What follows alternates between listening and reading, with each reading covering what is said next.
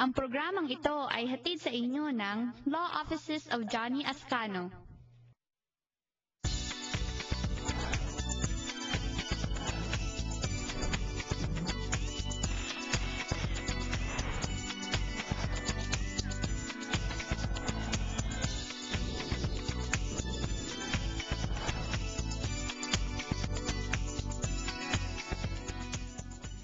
Sabi po nila, you can take the Filipinos out of the Philippines, but you can never take the Philippines out of the Filipinos. Kaya naman po kahit malayo na tayo, nandito tayo sa Amerika, nasa isipan, puso at damdamin pa rin po natin ang Pilipinas. Kaya po dito sa ating programa sa Kababayan LA, nakikialam pa rin po tayo sa kung anong nangyayari sa ating bansa. Magandang hapon po sa inyong lahat. Kayo po ay nanonood ng Kababayan LA. And today will be no different because today we are actually going to meet and get to know better some of the government officials that we have in the Philippines. Alamin po natin kung ano yung kanilang mga pinanggalingan, kung ano po yung ginagawa nila ngayon para sa ikabubuti ng ating bansang Pilipinas. Let's start off with the second highest official in the land, and that is Vice President Jejomar Binay. Here's what he had to say. Nagsimula po siya sa local government units. Ngayon pong Vice Presidente na siya. Ano po ba ang kanyang gagawin para sa Pilipinas? Let's watch this.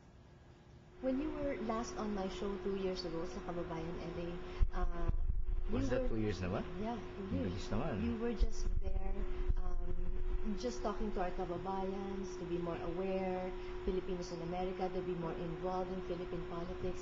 We really didn't talk about you running for office, running for presidency, or running for vice presidency, although it was up in the air.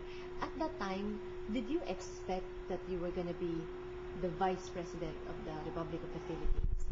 No, I first thought of running for the presidency. But there were so many developments. For one, Noy Aquino decided to run. Sabi ko nga, dahil sa utang na loob ko naman sa kay Ms. Cory Aquino, hindi naman ako makakarating ng ganito kung hindi kay Ms. Aquino. So, isang factor yun. Pangalawang factor, yung aming kinikilalang leader sa opposition, si Pangulong Erap, nagkandidato rin. So, sabi ko, magkakandidato na ako ng Vice President. And that was later on. And I think the sign of a very good leader, yung talagang if you really want to just serve the country, it's really humility. And you can serve at any post anyways.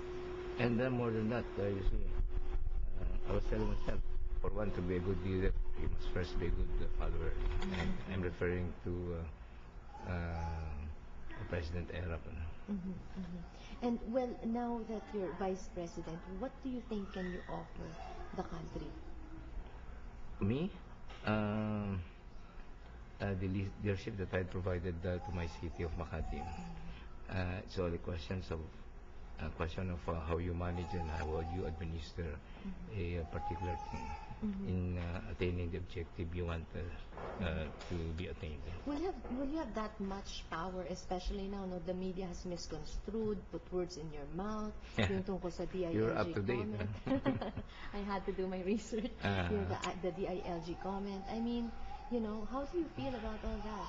That's Philippine media. We're still Philippine media, luckily, but we're Filipino-American media. Na-clear mo ba yan kay President Aquino yung tungkol sa DILG comment? Yeah, that was part of my letter to him. I don't know if you're aware of that. I sent him a letter stating, among other things, just to clarify this issue on disposition for DILG. Sabi ko, makulit yung media, tanong ng tanong kung ano yung gugustuhin ko. Kung ako o-offeran. Di, ang sagot ko, DILG. Batay sa aking karanasan at kakayahan.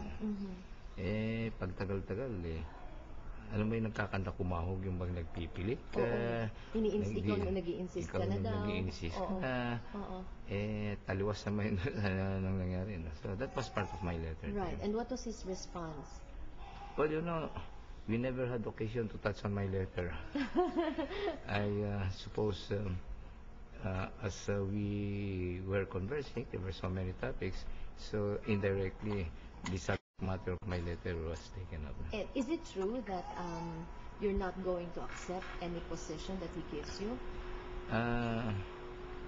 You know, the president is a friend of mine, and I tell you from the heart, namumroblema ng sobra yung presidente natin. At that time, yung pagpili ng sa cabinet members niya. So, sabi ko, huwag mo na akong problemahin, huwag mo na akong isali sa problema mo. Huwag mo nang isipin kung saan mo ako ilalagay. Okay na ako. Give me time to be the Vice President of our country. And speaking of being the Vice President of the country, we all know the running mate of President Noy was Senator Mar Rojas, and he has said in an interview that he is going to pursue the electoral protest. What are your thoughts on that? Well, that is his right. He can do anything about that election. So let's just see what will be the contents of his complaint. What about that aside, yung mga plano mo naman as Vice President?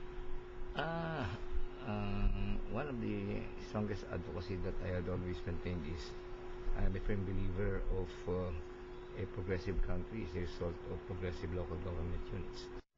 Dinagdag pa ni Vice President Jejomar Binay na ang nakikita niyang mga problema sa Pilipinas ngayon ay kahirapan, kagutuman, kawalan ng peace and order, at isa daw po ang corruption. Ano naman ang plano niyang gawin upang maibsan yung mga problema na yan? That's when we return. Don't go away.